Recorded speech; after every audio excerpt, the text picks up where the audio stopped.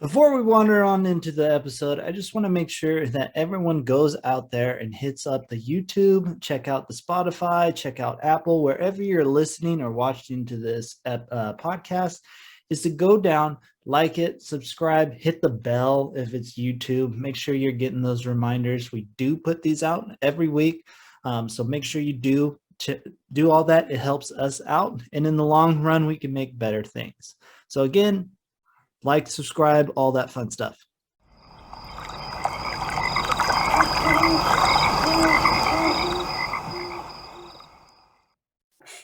To me, when we were out in the desert where we initially saw them practicing with their rovers, I'd say that's probably the most unusual place I've been, because the dirt in the desert and the way it just was and looked, just totally looked to me like Mars. I was like, well, no wonder you'd have a Mars.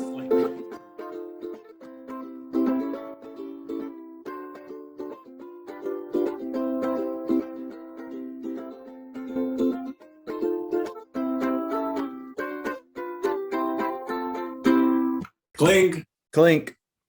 Hey there, guy and gals and our wanderers listening around. How are you guys? Yeah, this is an exciting one today. How you been, man? Oh man, I have been great. Except this weather we've been having out here is bipolar as shit. I kid you not. So it's like one day it'll be 10 to 20 degrees and snowing. And literally the next day it'll be 50, 60 degrees and all the snow's melted. All of it melts, right? And then look at this. Look at this. Pull up weather. Okay. Oh, that's Sealy Lake. Sorry, we're not in Billings. We're not in Billings here anymore. So today our high is 48, and yesterday our high was 60, and Monday our high is going to be 12, and on Tuesday our high is going to be -2. Yeah, we're getting similar weather. We're supposed to get like 2 inches of snow tonight, and it was like 60, 65 yesterday. So It's just boom, boom, boom, boom, boom. You're like, yeah, what? we're on that. And last week it was the same. It was like start of the week was cold, then it warmed up to like 60s at the end of the week, and it's like I don't know, maybe the weather doesn't like Mondays. It's like Monday's just the cold day. Honestly, dude, it's crazy. No, it's honestly what it is. It's the days Thea travels to Billings from Old Point. It doesn't matter. It's climate change. Let's be real. Honestly, it's exactly. There's no. It should be just cold right now. Yeah, no, but it's climate change.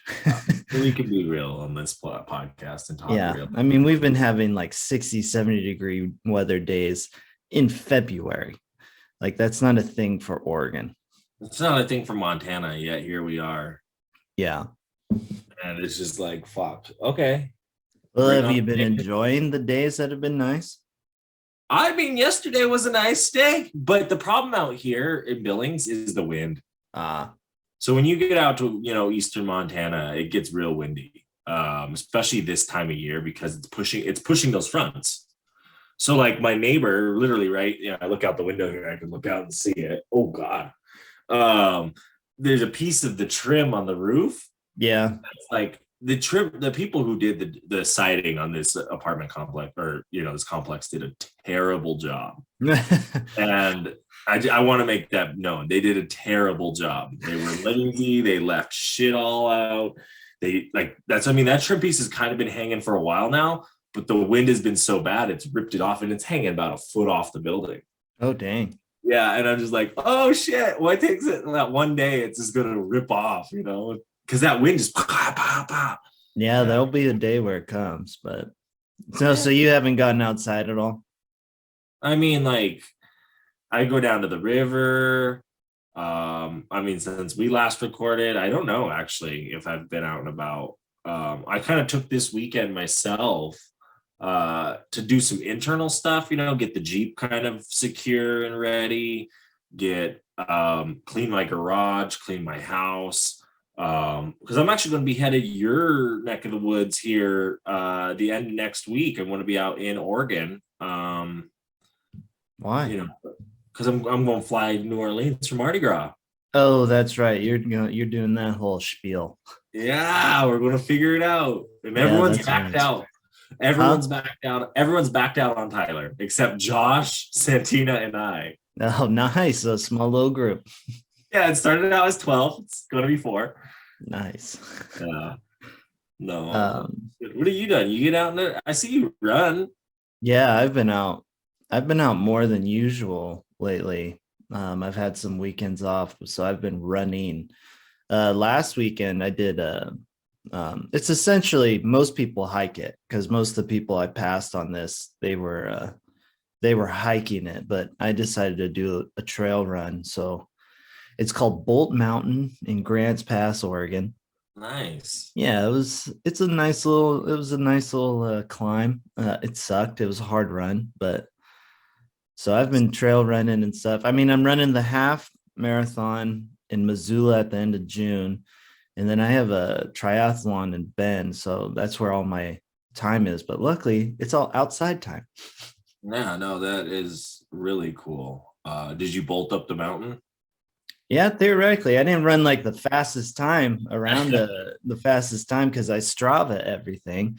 There's people that fly up that mountain when you look at the other times.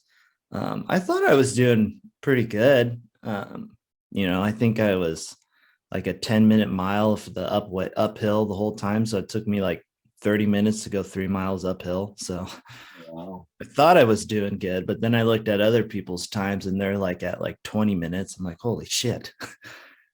that is nuts. People are crazy when it comes to running. I mean, the runner's high is a true thing. Oh, 100%. I hit it the other day. I did Yeah. like a almost 10-mile run and I got to probably like mile 8.5. And I don't know if it must have been the runner's high, but I don't know if it was that or like maybe it was the song I was listening to, but I was like jamming out as I was running. I was like, all right, maybe we can go for, 5 more miles. And then I No, don't know. I was just like, I'm glad this is over. no, exactly. I think that's exactly funny. You said a funny, that is funny because I totally get it. The first time I've experienced that, I was running a cross country practice. It was like we were doing like our 10, 12 mile practice, the longer one. Yeah. You hit that, like exactly what you said, you hit about 3/4 of the way done. And you're just kind of like, okay, give me another 10. Let's Yeah. go.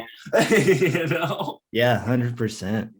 Yeah, no, it's good, but that's not all we're going to talk today about, Mark. We got some cool shit. If you saw what we had in the title, because I'm curious how many of our wanderers like, and you guys feel free to message us at wanderingwayspodcast@gmail.com, WANDERINGWAYSPODCAST@gmail.com, and let us know. I'm curious. I want to know if you're one of our listeners that you just roll into your episode, you don't look at the title, or you read and say, okay, questions, Q&A in the parts. One of my favorites, the Wandering Ways boys are doing it again. Oh, I'm sure they've noticed the title. I'm sure most people notice the title. But yeah, no, we are doing another Q&A episode. We have got the questions that you have asked us, and we are going to answer them today. We have a good little batch of questions today. I think some really good ones, in my personal opinion. So we'll see kind of how this goes, but we'll start off with this first question that's coming in from us from one of our listeners down in the great state of New Mexico. Oh shit. I know. Shout out. I thought this was a fun one. We don't get much New Mexico people or New Mexican. I don't know. What do we call them? Yeah. Lobos? New Mexico, no, yeah, no, New Mexicans and the land of enchantment. Yeah, exactly. So no, this question comes, and the question was: is May too early to go to Olympic National Park? I'm going to I come off and say I don't think so. No, I think that would be a good time because I look at like the spring and fall. How I look at my calendar, right? I look at it like a circle. Okay. My birthday in July 13th, middle of the summer, right in the middle up top. I look at January 1st is right at the bottom there. They're not equal. It's okay. The halves aren't equal, but it's that, you have your equinoxes on your horizons there. And in the circle, I look at my seasons. That's how it's cut up. So when I look at that, I'm like, May. Well, Mark was there in like October. We were in the Olympic in October, and that's far enough on the fall side. So that should be, late enough in the spring that you should be fine. Yeah, the way I look at it is, and this is because I grew up on the West Coast on the beach area, right? Is I see where Olympic National Park is located, and it's coastal. I mean, it's like my land, and so you're talking May, you know, May is definitely not too early. I mean, shit, you could probably bust out Olympic in March because it's just going to be wet, rainy, and wet and rainy and Olympic might be even better depending on what areas you go to. So, May is probably a great time because it's going to be a little bit warmer. It will still be somewhat wet in areas. So you get that kind of damp feel when you get in. Spring will be a going. So the flowers will be like phenomenal. So like in reality, May is probably a fantastic time to go because there's also probably not as many people. No, exactly. I mean, it's funny. There's these two girls that Jared knows that they're in Yellowstone right now, and they're all shocked based on the amount of people they're seeing. And I'm like, well, yeah, you went in February. What do you think? Yeah. Like, you go in May, especially you go before Memorial Day. A lot of the national parks, like Memorial Day's opening weekend in their minds, where some of the tourist towns don't really open up until then. Some of Yep. the shops don't open up until then. Some of the roads don't open up until then. Yep. But in Olympic, maybe Hurricane Ridge, depending on snowpack in the year, I could see that being closed. Yeah, but like I could, but it's so close to the ocean that I think Hurricane Ridge by May is probably fine. I mean, I would assume so. It's like the Beartooth Pass, right? Like May is the open date for that. So Yeah. really it depends on snow. I don't know that over there. I didn't go up it with you guys or when you and Matt did it separately. Yeah. Um, you know what I mean? So I can't make that call. But that would be one thing to keep an eye on, I would say. Yeah, that's fair. That's fair. You know, Speaking of peak hours or peak times of years, um, this kind of goes into not necessarily a good question, but it is something that I came across that I want to make sure everyone knows about because we did an episode a couple weeks ago about permits. And I don't think we talked about Yosemite National Park. And they are instituting a permit system for peak hours, as they call it, which is a peak time of year, essentially, during certain times. So you could probably squeeze in if you went early enough in the morning. But they're starting a permit system May 20th, which is about a week or two, maybe a week and a half before Memorial Day, which is, the traditional kick to travel national park season. no, that's interesting. That's good to know. I want to say I think Smokies is on that list too, and I forget. I actually saw some TikToker, some Instagrammer, post in a lot of the parks that are going to have permit systems in 2022, and it seems like a lot more now. Honestly, after we've done that episode, a few more have been announced. Yeah, I think so. And I think it's just honestly, I think it's going to keep getting more and more. More and more parks are going to start doing it, especially the ones that are close to heavily populated areas. You can control the crowds, and honestly, it's a great way to get a little bit of extra money for the park. No, you're exactly right. I think like the thing, like I'm starting to think is when is West Yellowstone going to start having a timed entry? When is I would say the southern entrance too would probably be another one that would have that.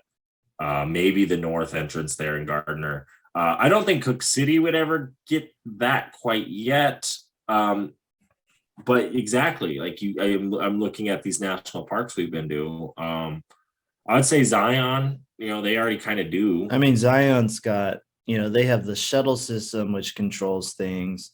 They have Angel's Landings doing a permit. So, you're already seeing it in Zion, how they control it a little bit more.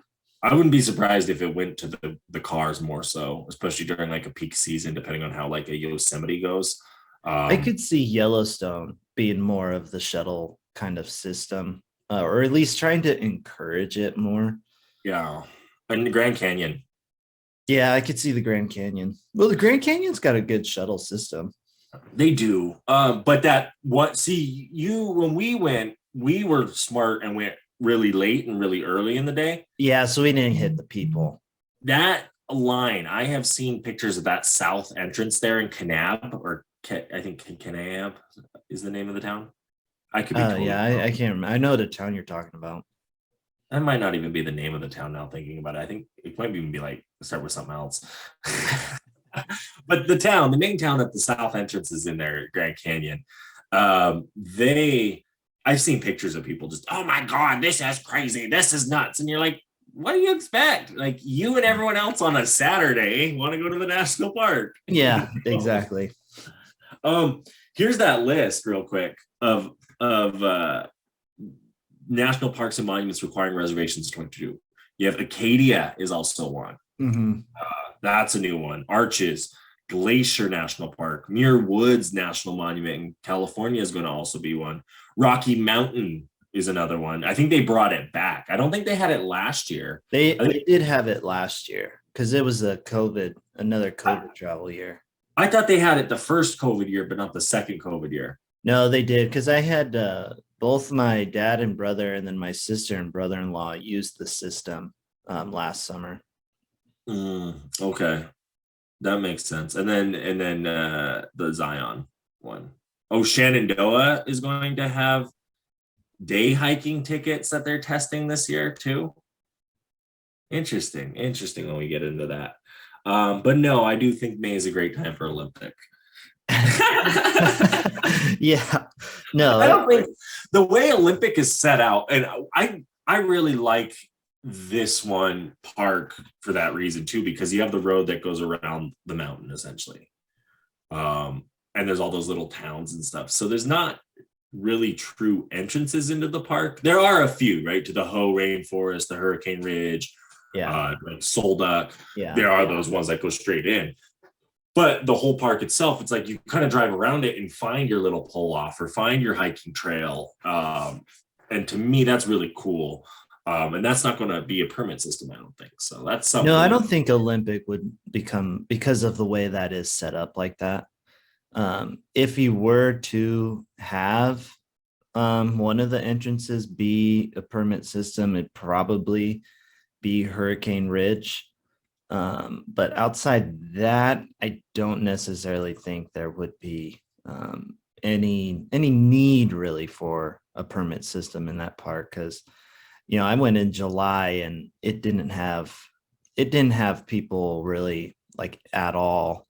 Even Hurricane Ridge, which is because it's close to Port Angeles, so you can get a lot of people in that part of the park. It wasn't that busy even in July when I first went to Olympic, and even the Hoh Rainforest. When I was in the Hoh Rainforest, that wasn't that bad of a part of the park either, which is normally, and it's a small parking lot at the Hoh Rainforest, so that can get filled up real quick. Yeah, no, I noticed that when we were there. I actually even threw away a metal straw I had in a cup. That was one of the first times I bought a metal straw, and I was like, yeah, I threw it away. Just like, have it. And I was like, oh, I guess that was in that cup I threw away back at the Hoh Rainforest. No, that is a interesting. And I want to say when we went, was there a longer hiking trail at the Hoh Rainforest? No, so the Hoh Rainforest, which we have talked about before on one of the episodes about the Olympic, but essentially it's just the two smaller kind of like loop ones that you could spend an afternoon in, or what a lot of people will do is they'll go into the back country there. So if you go really anything over like 3 or 4 miles is you're going in the back country when you get to the whole rainforest. Now there's some cool stuff on the like road into the whole rainforest, and you can find some trails there, but I think that's actually technically not national park land. Probably like national forest or something. Yeah, a lot of the trails when you're going towards like the whole rainforest. That makes sense though. You know, now because when you do kind of come in that entrance there, now looking back at it, and that's another thing like we've talked about before is there's a lot of good national forest land to like. I want to say that trail we did in actually that trail we did in Glacier was a national park trail, but to me that's very similar to what like a lot of the like national forest trails are around Glacier, or Yeah. you know, when you look at like Mystic Lake hike and certain hikes around Montana here and around Yellowstone area. That's how Going back to the is May a good time? I think it'd be a really good time to hit up that Forks area, which is where a lot of the park is, because I believe there's a Sasquatch festival that time of year. Yeah. I'm gonna call the guy back. You know, I told the guy call me on Friday, and he calls me that Thursday that I told him to call me on Friday, and I'm like, okay. I said I'm busy today, so I couldn't take your call, and I just haven't called him back. But yeah, they are having their first annual Bigfoot conference up there, convention, and it looks like they're tying into the native peoples as well. Yeah, I think I'm gonna try. I mean, Matt really wants to get over there, so I was like, okay, yeah, let's try it. Let's see what we can do. Yeah, but that's just another fantastic thing to check out because that's good squatching territory. It is. It's where it's yeah. I mean, it's where a lot of sightings of Bigfoot have been seen is the Olympic Peninsula area. Yeah, Bigfoots and vampires. So Well, that's just where they see. That's the thing is that's just where they filmed the show in Forks. What show is that? The werewolf one. no, it's Twilight, and Yeah. they actually didn't film the movies in Olympic, but Oh, the author, when she was writing it, I think it's a she that wrote it. It's all about Forks in that area because the author really loved that area. So when they filmed the movies, it was really controversial because they didn't do it in the Forks area. oh, so Matt's a liar. Yeah, no, it's all based on the books, which came out before the movies. So Well, and Matt told me the movie was filmed there. The shows were filmed there. no, part of the movie was filmed in Astoria. So Oh, I think I remember you saying that. Well, I want to say I actually, yeah, because the main boy, I think he's a Native American. in Twilight, Yeah, or one of the boys. yeah, not the main guy. Main guy, Robert Pattinson, is going to be the new Batman. Who's the other one? I don't know because there was always I don't even know their actual character names. Yeah, just so everyone knows, I haven't seen the movies, but or read the books. But there's like the Team Werewolf, I think, and then there's Team Vampire, and I Yeah, don't know who is who. Maybe the werewolf guy is. I don't know, but that's what I think it is. I think he is Native. Matt also, that's another Matt quote. So don't get mad at me if I'm wrong. It's Matt. It really is because he was like, "I film it here." And like, okay, Matt. And yeah, no, the books were all about it. But moving on to our next question here. This one is a fun question. This one is coming from one of our wanderers in the great state of California. We get a decent amount of people there, and this is a good question, I think. What is the most unusual natural place you have ever been to? you go first. This is a tough one. Because you have those like places that they are all natural where you're like this is just like very kind of interesting. I mean, you can make the argument the bacteria of Yellowstone is very unusual. The caves of Wind Cave can be a very unusual place in that stand. The Blue Pool is kind of unusual with how blue that water is. So you I don't know how I would rank like the unusual feeling. I always talk about that, like that kind of like small kind of eerie feeling you get in the redwoods, but I wouldn't call the redwoods an unusual place. Maybe at the albino redwood, that's probably the most unusual thing I've seen because it's just this white redwood, which is weird. So I'm gonna clock in with the albino redwood, the Christmas tree. That's my answer. I like it. No, that's fair. I'm sitting here thinking, I'm like, where have we been? Where have I been? That's unusual. And I'm sure in the moment of some of these places, like, yeah, that was a weird valley we went in, and like the way all the rocks did this or the trees did this. But when it comes to like on the spot thinking like this, I kind of go towards that time we were driving through the middle of the desert from Bryce Canyon all the way over to Canyonlands, Moab Arches area, right? Oh, And we're out in the middle of the desert out there. And we're looking at the way these hills and stuff were formed. And you see some signs on the side of the road about the earth geological. And then you start seeing these like Mars rover things running around in the desert. yeah. And then we stopped at that restaurant and we saw all the kids from the colleges with their different like Mars team vans and shit. And I was like, to me, when we were out in the desert where we initially saw them practicing with their rovers, I'd say that's probably the most unusual place I've been, because the dirt in the desert and the way it just was and looked just totally looked to me like Mars. I was like, well, no wonder you'd have a Mars like rover building competition out here in the middle of the desert.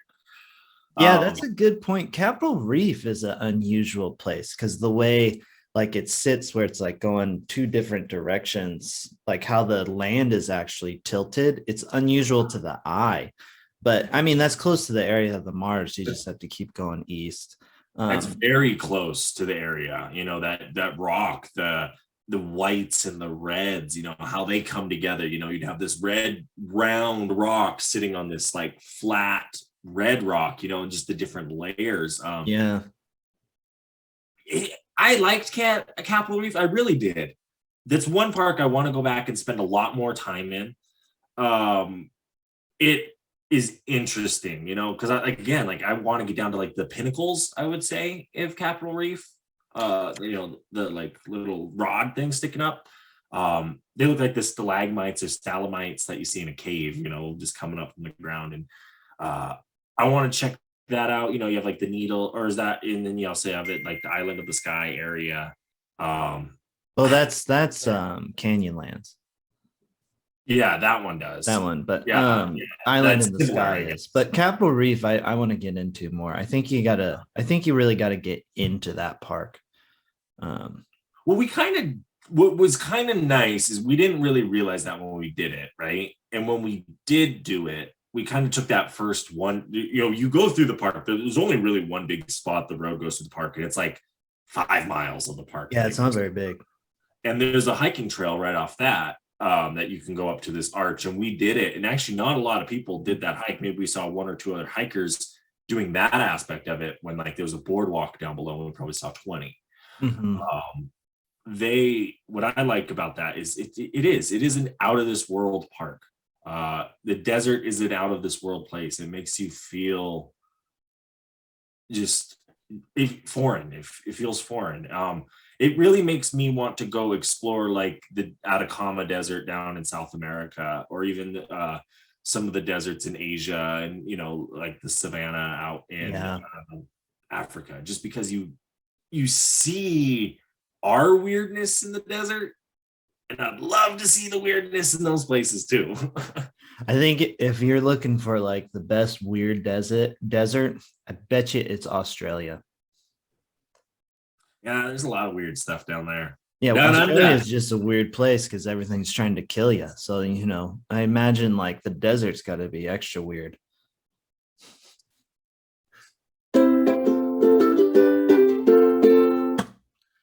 So I was kind of thinking of getting into sport fishing again, but I feel like I need a good quality net. Well, you know what, Reverend? I got the key solution for you. Our friends at Blue Ribbon Net make this eco-friendly aquafade bag, so you're not hurting the environment. It's 100% biodegradable. Plus, the wood is locally sourced and it is also biodegradable. And it's just such a great company to use. The Blue Ribbon Nets, they're here in Bozeman, Montana. And we even have a discount code. That's right. If you use the code Rougarou10, that's right. That's my Jeep, the Rougarou. Rougarou10, Rugaru10. You're going to get some discount on a Blue Ribbon net. You can get the long one if you're fishing the big fish, or you can get just the good river one, if you're like me and just want to catch a lot of fish. So again, make sure you go check out Blue Ribbon and use the promo code Rougarou10. Hey there, Reverend. I heard that you might be running dry on your sticker supplier. Yeah, I've been looking around and I've kind of like run out of cool stickers to buy and put on water bottles and stuff. Well, I mean, have you seen the stuff Josh has been coming out with lately? No, I have not. Well, he is doing some really cool stuff with the Shop LS574. Yes, they're working with indigenous communities and making some really cool stickers. He has a really cool Buffalo Mountain sticker. There's even water bottles, hats, sweatshirts, the whole swag. And we even got a discount code for you guys. Yes, if you use Wandering Ways at Shop LS574, you're going to be getting a discount on your next purchase. But not only that, you're going to be giving a percentage of that sale to the Little Shell Tribe, as well as they donate $1 of every sale to murdered and missing Indigenous women. So just such a cool thing going on there. You use the code Wandering Ways, WANDERING WAYS, and you put that in there, boom, you're getting a discount. But yeah, the best part about like the desert and really anywhere, right, is there's just all the cool shit. And so cool shit in nature time, if you didn't catch that plug. But no, it's time for, again, maybe my favorite part. And this week I've got two cool shit in nature. I got some cool shits in nature outside my window here, hooping and hollering in the road. This guy and this kid. I live next, while you're pulling that up, I live next to kind of a busy road that, like, at night you get a loud truck or something driving by, it's going to wake you up. Yeah. And there's like three-year-old kid, and they're just throwing a ball in the middle of the street. And you're like, oh, you haven't been on this road before. Oh, look at this plant. So this first one is a really cool root system. And I mean, it's really cool because it's like, holy shit. Oh, it's the whole bucket. And I know what kind of plant that is. What plant? It's a marijuana plant, Mark. That's not a marijuana plant. Fuck yeah! Look at the leaves and oh shit! Actually, it is, ain't it? Look at the branches. That's the root. You didn't even know. Because I was looking at the root plant, the root system of this thing. It's just this massive root system. They're pulling of the bucket. But yeah, no, I mean it's huge. There's no soil. There's no fucking soil. It's all roots. Look at that water. Well, yeah, it sits in water, right? So, but it's just the way it like basically fills up the bucket. Yeah, no, it's funny. No, I realized that I saw the background, the plant in the background, and then the root system. I was like, that's a weed plant, Mark. I just saw the root system. I wasn't looking at the background. But no, it's a really cool root system. So check that out. This next one is a funny one. And I don't know if we've done this before, but so this guy's gonna mess with this crab. Oh, he's doing it in the shadow. Yeah, and he's getting the crab to like attack his shadow. Oh, he's chomping at it like a crab. That's great. Yeah, this one's just funny. It's and to me, he's not torturing the wildlife there. Like no, because he's using his shadow, so it's it's fairly harmless, you know. Yeah, he's probably stressing him out a little bit, but Initially, I'm gonna say initial stress because look at bop bop bop, and then he kind of stops, like, oh, I'm attacking you, but you're not attacking me back. yeah, no, that's very true, right? So So I this brings up a good point, and I have a question for you and a question for our wanderers. Um, with Jared, I posted the bear video to the Zach of Wandering Ways account. So if you go to the videos, you'll be able to see it. You go to some of the reels, you'll be able to see the bear that we got on the drone. Okay. At one point during the footage, he has a part of the bear walking across a log, and he actually looks up at the drone. And he's like, I don't want people getting mad at me because I'm harassing the animal. I said, a bear looking up at a drone is not harassing a bear. It takes a lot more to harass a bear. I get your concern because you're like the noise, it's noticing the noise most likely, or the movement above it, and that's why it's looking up at you. But at the same goddamn time, there's plenty of other TV channels like the Discovery Channel or Nat Geo that show fucking people shooting moose and shooting birds and doing stuff up in Alaska. So I'm like, who cares about, like, oh shit, someone got mad that the bear looked up at it. yeah, I think inherently if the bear just looks up at the drone, that there's not harassment. That is more of like the bear's like, well, what the hell is that? Now, if the bear had ran off because of it, and then you kind of kept going after the bear, that we can maybe argue is a little bit more of a harassment. But like the sheer, and that's just because like the bear's like, oh shit, something, and you go and you're like, oh God, check it out, type of deal. Whereas, even if you just the bear took off and you're like, oh crap, it took off and you left, I wouldn't even call that harassment. It's if the bear's clearly like, nah, I don't want this thing, and I'm trying to get out, and you're like, all right, let's you keep following, like you see what was it? I saw a video. There was like a moose, or maybe it was an elk or something, that's trying to cross like a road, and this car just like basically the whole time right next to it, and so it couldn't cross, and it died of exhaustion. Right? Jesus That Christ, how are they doing that? they did for a long time. It was like ridiculously long. Yeah, But because that's harassment, because it's clearly trying to do something and you're actively trying to like mess with it. yeah. See, like I've done that exact specific what you said with the moose with an antelope before, right? We were driving it, and we're like, we just want to see how fucking thing, because he wanted to cross the road. So we're like, let's just see how because these things can run 45, 50 miles an hour, So we're like, let's see how fast we can get this fucker running, because we want to like be like, no, we were going 45 miles an hour with the truck, and the thing was running in the ditch next to us. I mean, we didn't do it for like a long period of time to fucking kill it. That's why I was like, how long were you doing that? Yeah, like, died of exhaustion. To me, that's like a couple hours at least, because that, like, with again, the antelope have the adrenaline, and they're built for that speed. But it was interesting. It was because the moose, you would think he has a little bit of endurance. It's a bigger animal, has some endurance. Yeah, it was one of the. I don't know if it was. It might have been like an elk too. I don't know. It was one of those bigger animals though. But not still, like, yeah. they're a herd animal. Yeah, it's pretty gnarly that like someone would do it to the point of exhaustion. Yeah. See, we let up because we're like, all right, like, let the fucker be. You gave it its fun for the day. Yeah. No, exactly. Moving back into the questions that we have, and this one kind of goes back to the Capitol Reef kind of conversation, kind of, not really a whole lot, but this one comes from the great state of Oregon. Actually, this one comes in from Oregon. We have a lot of viewers here. This person's probably trying to plan a trip down to Utah, because question is, out of the Utah 5, which one is your favorite? You answer that one.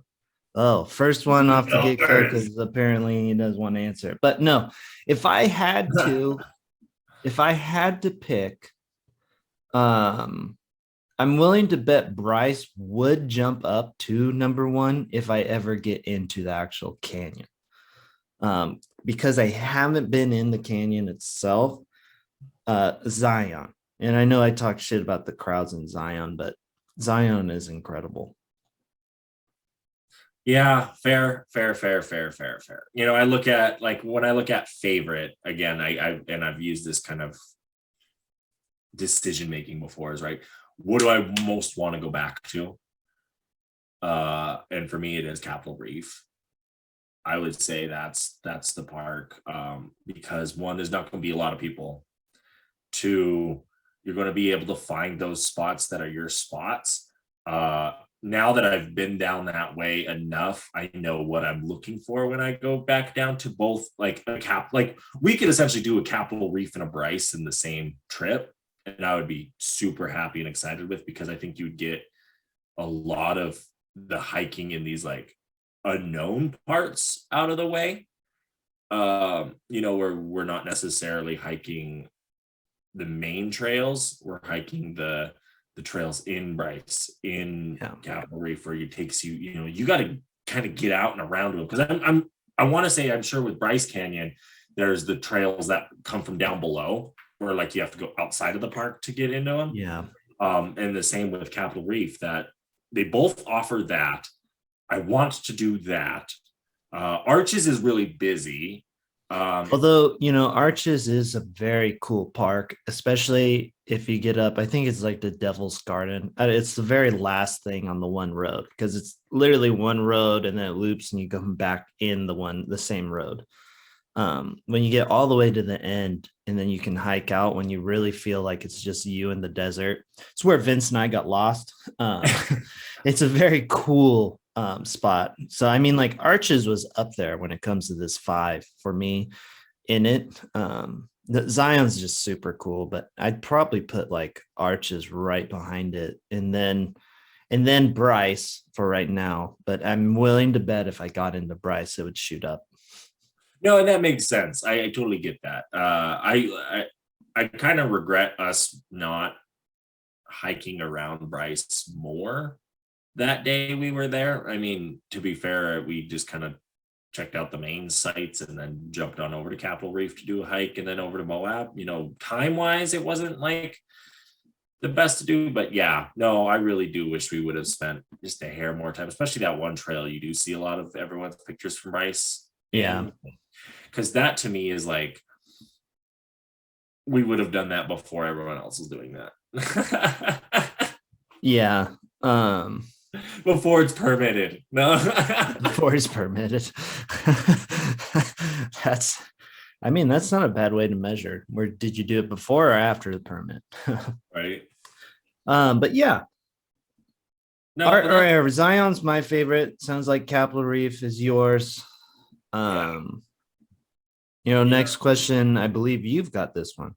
Yeah, and we're not going too far from the good old Utah, which actually, to me, it's interesting. You look at people when they think of the West, I swear to God, they think of the Grand Canyon, the Utah 5, and Yellowstone. Because we're headed west. We're all going west. But this one is from Daniel Martinez down in Florida. He says, hello, everyone. My girlfriend and I are doing a quick weekend getaway to Arches National Park before the reservation system starts. We wanted to know any must-do trails, sites to see for a full day Saturday, possibly a few hours on Sunday morning. They are staying in Moab, so any cool places to eat or things to see in town as well. Thank you very much. Well, I mean, if you're an outdoor guy, Moab's pretty sweet. There's a lot to do, especially if you're into mountain biking. Mountain biking is actually pretty pristine in Moab. So, but I don't think you're doing that. It doesn't sound like you're doing that. But when it comes to Arches for a whole day and possibly a few hours on Sunday, I would actually save Delicate Arch for that Sunday morning. You can get in, check out Delicate Arch, and then get out because it's a decent hike. It's not like the craziest hike in the world. and you can really kind of see it. Probably if you go early enough, you beat the crowds to it. Whereas again, like I was saying, when you get all the way at the end, which I think is the Devil's Garden, I believe, and you can get out back in there, a lot less people when you're walking around and stuff. And there are a lot of cool different arches. There's a canyon out that way too. You can really see how the wind shapes the desert when you get out into that part. So you can spend a whole day just in that area. Make sure you bring water, make sure you bring food if you do plan to do that. Cause I mean, one, I would get water at the visitors center and probably fill up extra coolers and or like water bottles or maybe like a bigger jug of water too. Cause I don't think there's water out that way. If there is, if I remember right, it was covered in yellow jackets, so it wasn't even worth trying to get the water if it was there. So but yeah, no, that area is where I would spend like a day in Arches, is all the way at the Devil's Garden. You can see Landscape Arch, which is like, it's an arch that's 100 yards long. You can see Double O Arch and Navajo Arch. There's a lot of good arches out that way. No, it's a honestly, it's a cool park. I wish again that was that same kind of day we were doing it all. That we also threw arches into the mix with our Bryce and Capitol Reef, I think. And to me, Arches is one of those parks that I think I do want to go back to, spend maybe a full day in, just to hike around, like you said, the Devil's Garden and some places like that around the area. I like Moab. It's a good town. It's a good Jeeper town if you're to that. The Colorado River is also, I think, fishable in Moab. I think you can fly fish the Colorado River there, which is cool. You have all sorts of, like you said, it is that it's an outdoorsman's paradise. You know, it's a Bozeman-esque in the desert type town. Yeah. It's cool. It really was a cool spot, really cool place to stay, cool place to do things. Arches is a cool park. It's an interesting one to me. It feels like a park, like a city park with like the monuments like in the park, you know, with the rocks and the way you drive around them and can walk up to them and touch them. And it's interesting.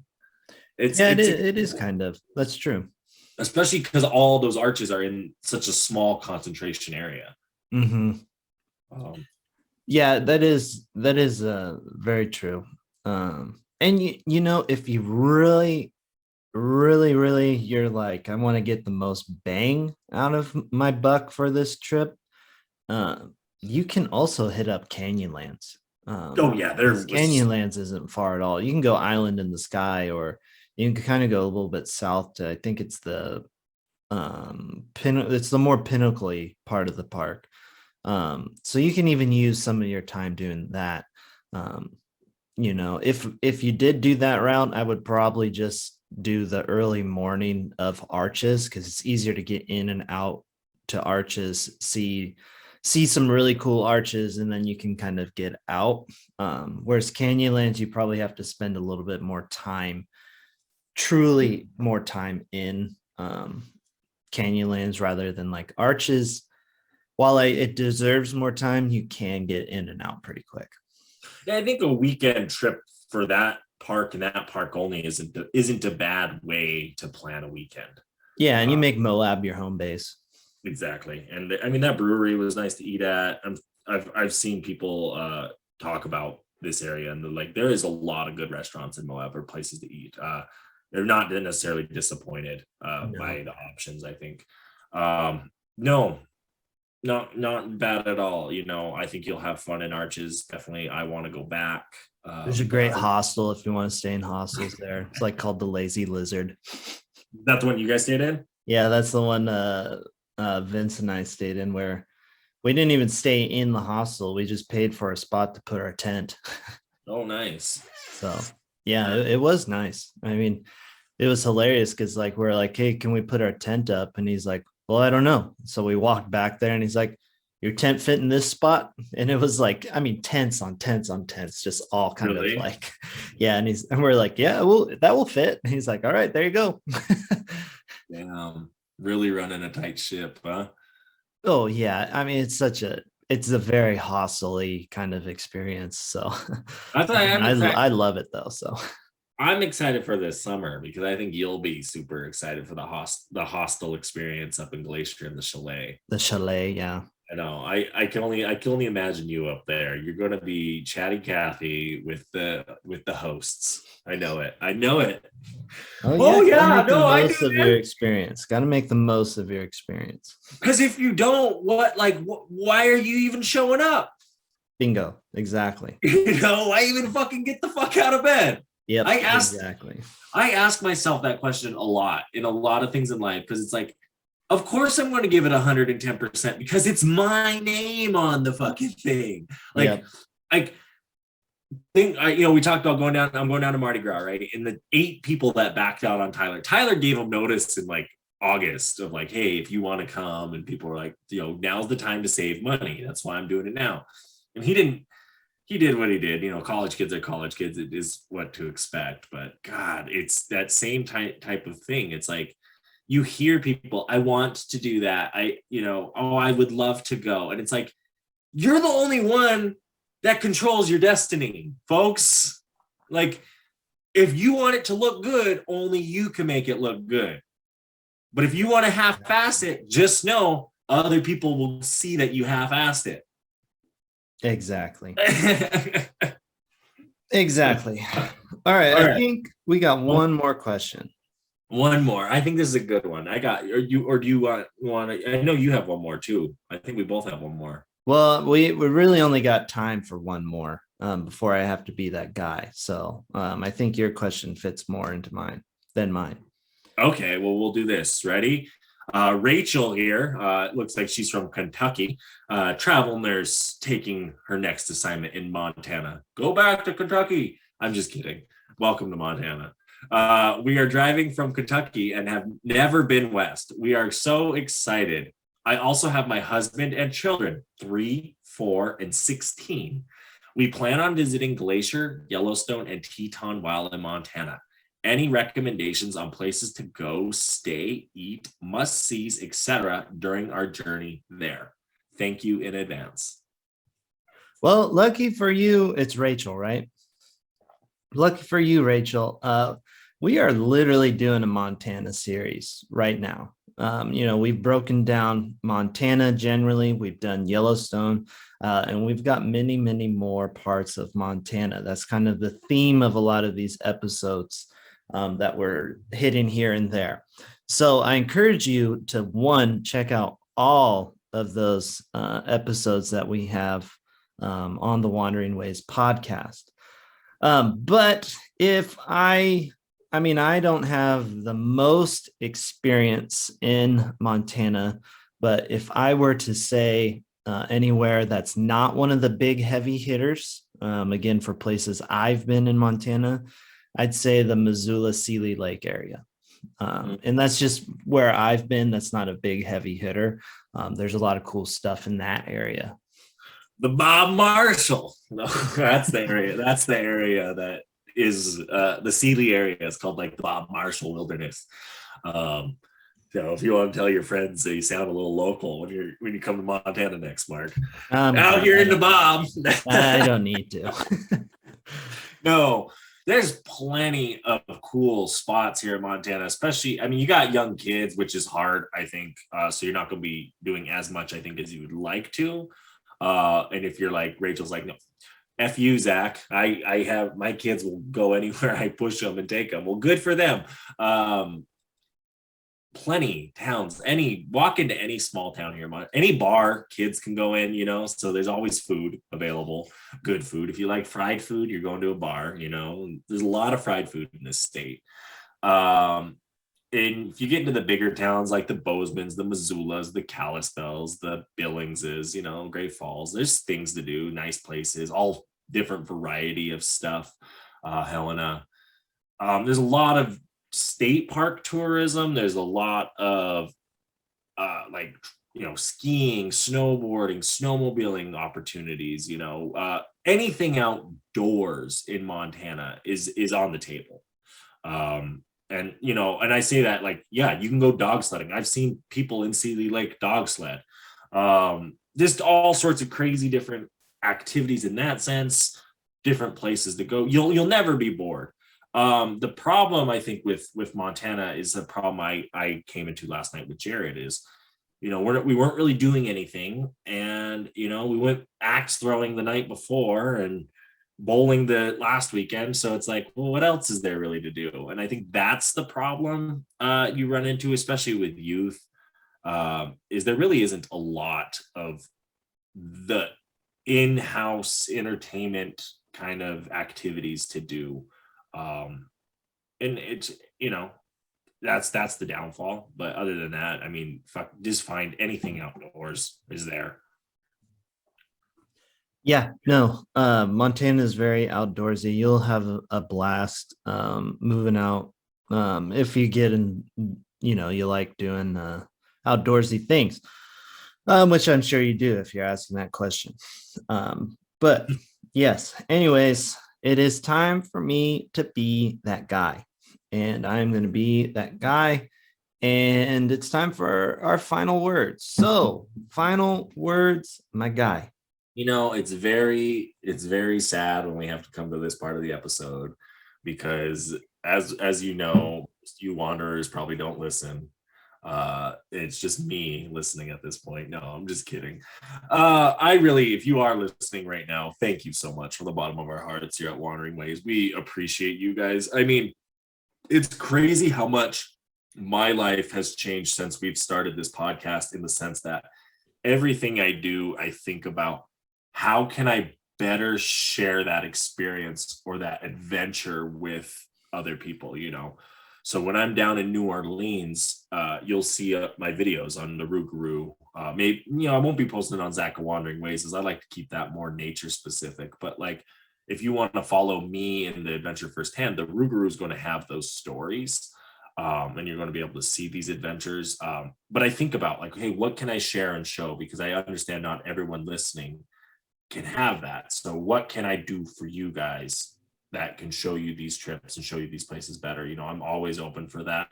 But I'm always thinking that way, because I know, we talk about our interviews, and we did the one with Big Red Eye, and he talked about, they took that one guy reaching out that said, thank you. I am into this stuff and I haven't been able to do it because, I had a leg issue and I can't go hiking around as well as I used to. And, here he is, but I can live it and see it through your videos. And that's something that, I like hearing. And I know that there's some of you wanderers out there, and I know that there's people that care and want to see these things, and that can't. So I just hope that we're giving you our best when we tell you these stories and we show you these images, and that you guys enjoy them. If not, you can unsubscribe. That's fine. It won't hurt my feelings. Just kidding. All right, Reverend, your turn. Final words of wisdom from the Reverend. Reverend's final words. Stay beautiful, everyone. I can't tell you how much I appreciate you all. You guys are amazing. Make sure you like, subscribe, follow, all that fun stuff. Hit the bell, whatnot, all that cool stuff. Hopefully by the time this comes out, I have a cool video from a trip about a year ago. So I don't know. I'm still waiting on some stuff to get back to me, but hopefully soon. You think you'll edit it? What's that? You think it'll be edited, or just that you'll have the video back? I'll have the video back by the time this comes out. I think there's a couple episodes actually that will be out before, by the time I get this, the film back, but I'm hoping to have it edited and up by then, and that will be the real challenge. But yeah, hopefully make sure you check that out. You guys, I appreciate every single one of you. We got a lot of cool, fun stuff coming. It's sunny outside, so make sure you go outside and enjoy it, whether you are running, whether you are sitting, you are doing anything. You could be frolicking in a field. Just go outside, enjoy it, even though the weather is bipolar. That being said, though, peace out, everybody. Bye.